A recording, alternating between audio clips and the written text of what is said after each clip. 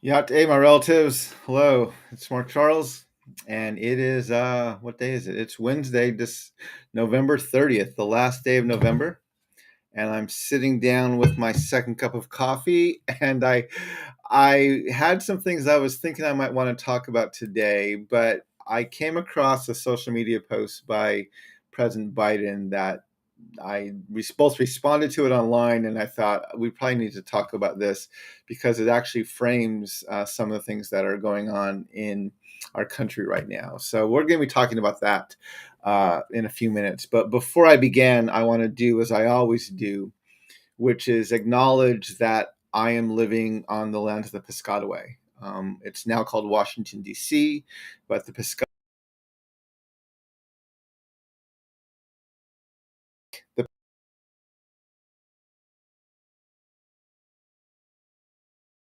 Thank them. It seems like my connection is having a little bit of issues. So if you're having trouble hearing me, hopefully it should come back. I'm getting notices that my connection is going up and down. Anyway, I want to thank the Piscataway for their stewardship of these lands. And I want to just state how humbled I am that I'm living on these lands today. I see Shantina is with us today. Yate Shantina, thank you for joining from Virginia. I know there are some other people online. I want to thank you all for joining me today.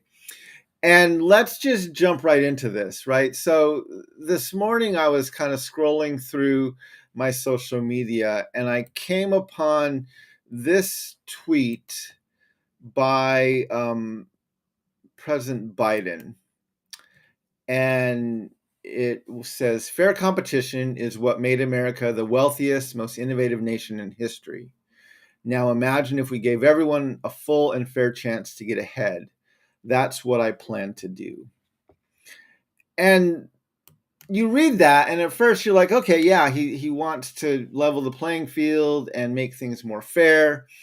And that's not a bad thing, right? I mean, this is definitely something we should be working towards and something that's not a bad goal to have. But what's fascinating is if you read his first sentence there, fair competition is what made America. So in other words, he's saying fair competition is what's always existed here. This is one of the founding principles of our nation. This is what we've always had. And it's made us incredibly wealthy and very, very innovative. And that's completely false, right? If you actually go to his tweet, and I'll share it with you in the comments section, if you go to his tweet, you'll see there's a lot of people both responding and retweeting it and saying, you're completely ignoring history. This is disinformation. What are you trying to do? And it absolutely is, right? I mean, you've heard me say this before in some of my social media and some of my videos that the only group of people who can look back on the history of our country with any sense of nostalgia, any sense of, remember the good old days, remember how great things used to be. The only people who can look back with any sense of nostalgia on American history is white landowning men, right? For everyone else, the history is worse.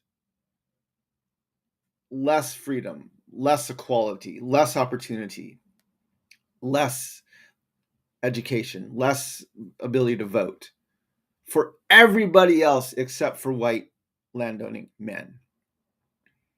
And clearly, Joe Biden in that tweet is speaking out of that lens, right? His audience, he makes it very clear he is speaking to white men, technically speaking to white landowning men. Fair competition is what made America the wealthiest, right? He's saying this because this is what white men will agree with. And now he's challenging these white men to allow other marginalized people to be given the same access to this fair competition that they've always had. And so I had to respond to his tweet. And so I actually put this out, and I'll share this both here as well as on my I'll put it in the comments. But I responded to his tweet by I retweeted it with a comment. And I said, this is what Joe Biden is saying to white men. Racism, sexism, white supremacy is what made America the wealthiest nation in history, which that's what made us wealthy. It's not that we believe in fair competition. It's that we've limited people who can have access into the competition very severely throughout the entire history of this nation. Now that we're getting called out for it, imagine if we symbolically gave a few token BIPOC a slightly less unfair chance to maybe partially catch up. That's all I'm doing, right? That's a probably more accurate translation of what Joe Biden's thinking and of what he's actually meant and what he's actually doing in his presidency and in his work. And I'm going to share that in the comment section as well. So if you want to access to that tweet, that's online there. And when I first saw that tweet and I made that response to it, I actually wondered, should I say this? Am I being a bit sensitive, right? Am I just trolling Joe Biden? But the more I thought about it, the more I'm like, no, this has to be something that we need to address as a nation. This absolutely has to address, because Joe Biden, at very best, right, is displaying his implicit racial bias, which is he's looking at our history through the lens of a white landowning male. And he's saying, look we've created all this wealth, we've created all this opportunity, we've done all these things. Now we should give this to other people, right? But he's absolutely looking at it, again, because the only people who can look back and say, oh, things were great, were white landowning men. And so he's absolutely seeing our history through the lens, through the implicit racial bias of a white landowning male. And he's being called out for it. And the reason I feel like we need to call that out, and we need to find a way to talk about that, is because there are things going on today that are rooted in this same implicit bias, right? Now, maybe you're saying, well, Mr. Charles, Mark, why aren't you calling out the Republicans? They're far much worse. And yes, again, as I've said before, Republicans are explicitly racist and sexist and white supremacists. Calling out a Republican is like calling out a 4-year-old, right? They're explicit about what they're doing, and they're even kind of proud of it. I spend more time critiquing the left because they have a more implicit racial bias, and they're actually trying to hide it. So they're trying to act like they're woke, act like they get it, and they're fighting for everyone's equality, when actually they have the same agenda as the right does. They just go about it more subversively than the right does. And so this is one of the reasons why I spend more time critiquing the left than I do the right, because the right's easy, right? It's like catching a 3-year-old with their hand in the cookie jar. It's easy. They know what they're doing. They're even proud of what they're doing, and calling that out is simple. The left is a bit more challenging. And so when you look at, and one of the things that the left, especially right now, is incredibly proud of, is that they've passed this Marriage Protection Act. And they did it with a bipartisan vote. There were a number of the members of the Republican Party, I think 12, who voted in favor of this as well. And so it's being trumpeted as this great bipartisan bill that is protecting marriage for the LGBTQ community. Now, absolutely, this is a good thing. And absolutely, it's something that we need to actually probably never should even been questioned, right? But because of our nation's racist, sexist, matriarchal, right, history, or not matriarchal, patriarchal, sorry. Because of that history, right, it's very narrowly defined who can actually get married. And the fascinating thing about that is if you look at the bill, and actually you go back and even read the comments, and I shared this story from Politico, and if you go back and even just read the story, right, there are several places in the story where they point out that not only does this bill protect gay marriage, marriage for the LGBTQ community, it protects interracial marriage, and it protects the ability of people like myself and my wife to have our marriage recognized by the government, because apparently there was actually some fear that that could be limited as well. And again, what this means, what the reason why this works with what I was pointing out with Joe Biden, is because the laws of this country, the biases, the both implicit and explicit racial and gender and sexual orientation identity that our laws were written with, was about the white, straight, landowning male. And everybody else was outside of that. And so marriage was defined as this way, and not a biracial marriage, and it was about white people marrying white people, and right, it was protecting the family and all these things that was going on here. And it's that bias, which is why we have to now have these other laws that basically begin to legalize some of the exceptions to that bias. Oh, yes. Okay. Now it's 2022. So we're going to add protection in for LGBTQ, and we're going to add protection in for biracial marriage. And now we pat ourselves on the back and say how proud we are. And it's like, people, this is 2022, right? And we are a nation that has been trumpeting its entire existence that we believe in freedom and equality for everybody.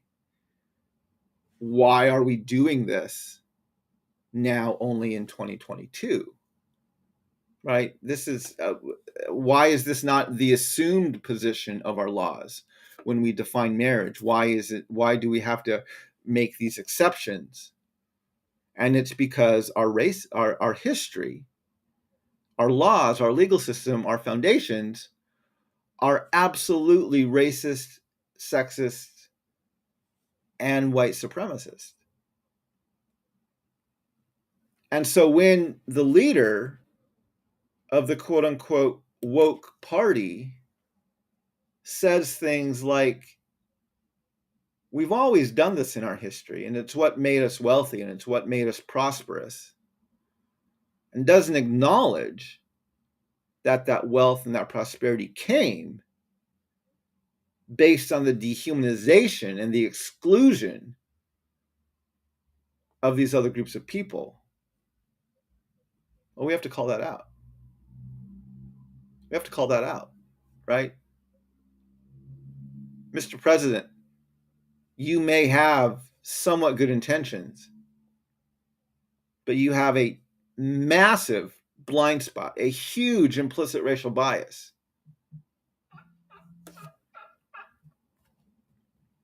And if we don't learn how to address that, right? If we just allow that to continue without acknowledging it, you're going to miss it. And we're going to continue along in these problems. So that's why I called out what Joe Biden said. And it was ironic that he said that literally,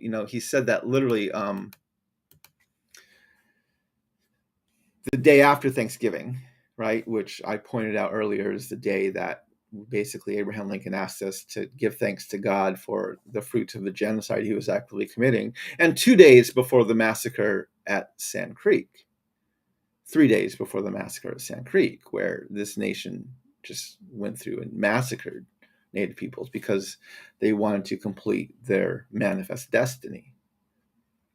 And so the timing of President Biden's tweet was it was horrible.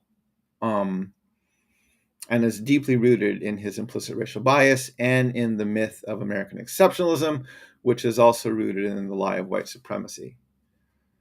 And so I wanted to point those things out because we have to be aware of what our leaders are saying and what the challenges are that we're facing.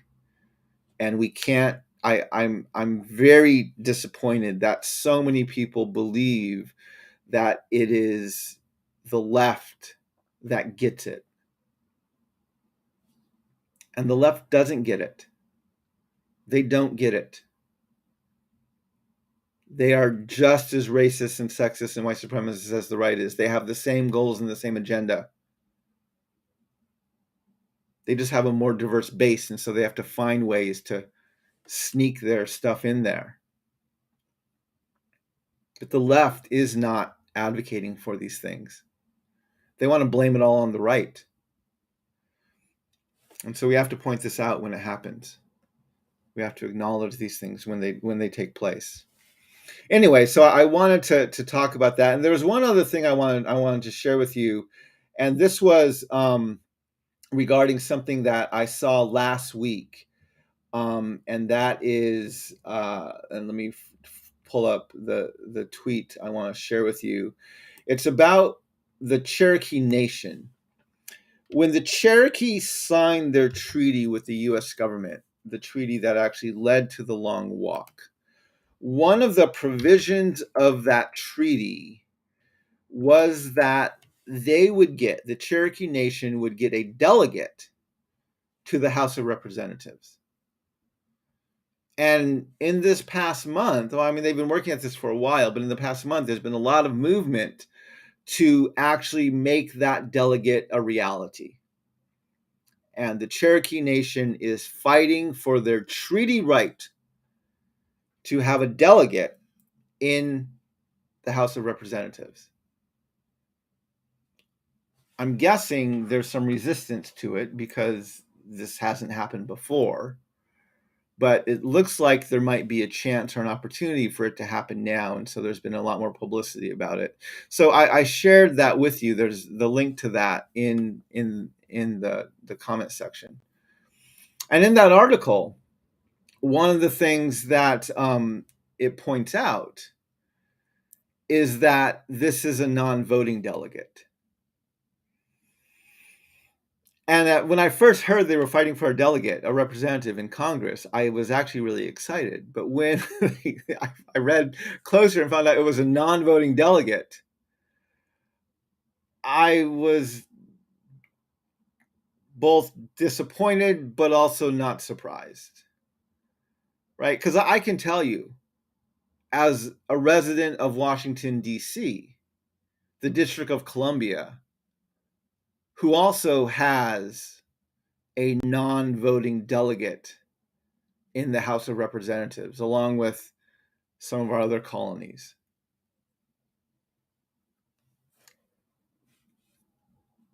You don't get much. Cherokee Nation, I hope you get your treaty right there. I want to temper your expectations. Not much is going to come as a result of having a non-voting delegate in the House of Representatives. Right? I can only tell you honestly, I feel voiceless here. I feel just as voiceless as I felt back living on the Navajo Nation. Politically, I feel that same level of voicelessness here in Washington, D.C. Why? Because nothing ever happens. We have no effect on the balance of power. We have no effect on the national discourse or dialogue. We can't do, right? There was all of this political advertising and dialogue going on these past months up to the midterm elections. Who's going to control the House? Who's going to control the Senate? All of these ads being zipping back and forth, and DC was completely left out of it. We have no impact. Yes, we have a delegate in the House of Representatives, but it's a non-voting delegate. So we have no power. We have no ability to act or to create movement. So I hope the Cherokee get their delegate. I really do. I'm very disappointed that it's a non-voting delegate. And I think ultimately this is about symbolism, which isn't bad, but it's not going to solve the problem. It's not going to solve the problem. Sorry, my phone has been beeping at me and I forgot to turn off my volume before I started this live stream. But anyway, so those are my thoughts on that. I really hope they get their delegate. That will be something historic. But I also hope they understand there is, aside from the symbolism, there is very little that non-voting delegate can do within the House because they don't have a vote. And as a resident of DC, I have no, like when people say, hey, there's this bill before Congress, call your Congress member and let them know how to vote on this. I'm like, I can't do that. My Congress member doesn't have a vote in this thing. We're powerless. We have nothing to do about it. We can sit there and watch. We can cheer and lobby from the side, but that's really all we can do. So, yeah, we're working towards something that is largely going to be symbolic, I think, and that's disappointing. The other thing I wanted to point out is this weekend, for those of you who live in or near Washington, D.C., I am actually going to be speaking at an event on Saturday and Sunday, and it's at the Takoma Park Presbyterian Church. And that church is located, I just put it on the screen, at 310 Tulip Avenue in Takoma Park. And I'm going to be speaking there on Saturday in the morning from 9:30 till about noon. And then I will be there again on Sunday preaching in their morning service. And this event is open to the public. And so I just put a link for that there into the comment section. And they're also going to be recording it and having people able to join via Zoom. And their Zoom is also open to the public. And so if you would like to hear my presentation, I'll be speaking on Saturday for about 90 minutes to an hour and 45 minutes, hour and a half to an hour and 45 minutes, and then doing some Q&A. And then on Sunday, I'll be preaching in the service for about 35 minutes. The Sunday service will be on Acts 10 and radical inclusivity. And the event on Saturday will be the history of the doctrine of discovery. And so you're welcome to join one or both of those events. If you're in the DC area, the DMV as they call it, you're welcome to attend that in person. And if you're outside that area and would like to catch it on Zoom, you can do that as well. I'll be sharing that over my social media these next few days. And so if you would like to join that, you're obviously able to join that. Anyway, these are just a few of the things I wanted to talk about today as we're going into the last day of November and going to be starting up in December again. I also want to share with you this link where if you would like to get a signed copy of Unsettling Truths, the book I co-authored with Sing-Chan Ra, for the month of November, I've been offering free shipping. And so through the end of today, you can order a signed copy of Unsettling Truths, and you will not be charged any shipping for that order. Normally, I charge $3 for shipping, but if you order through today yet, you'll be able to get it without that shipping charge added on. And if you order also for the month of December, I'm offering free, or through the month of December, starting now, I'm offering free gift wrapping. So if you want to send Unsettling Truths as a gift to a friend or a family member or someone who you like to help understand some of this history, you can send it and you can select to have it gift wrapped and send a note with it. But if you'd like to do that, so if you order today, you will get both free gift wrapping and free shipping. So the little motivation, if you're thinking about ordering or giving on Selling Truths as a gift, a little motivation to do it today yet. And you can have that shipped anywhere in the country. I'm not able to ship internationally right now, but anywhere in the country you can order it and have it shipped. Anyway, I hope that's helpful. And I want to just thank everybody for joining me today for the second cup of coffee. I hope your cup of coffee is as good as mine is. And I'm looking forward to the next month and the conversation we'll be able to have then. Let me just look back over some of the comments and see what people are saying here. Diana Barnes is shocked along with me that it's a non-voting delegate. Yes, that is something we need to be able to address at some point in the future. So we need to understand it's important that they get this, because this was outlined in the treaty. And so I hope they do get it, but we just need to acknowledge it's not a full representation. It's a non-voting delegate in the House, which I can tell you from experience living in Washington, D.C. is not all that it's cracked up to be. Anyway, thank you, my relatives, for joining. I hope you have a great rest of the day. I hope to do at least one more second cup of coffee before the week's end, and enjoy your last day of November, and looking forward to the month of December. I can't have my relatives. Walk in beauty, and may we all learn how to walk in beauty together. Hakone.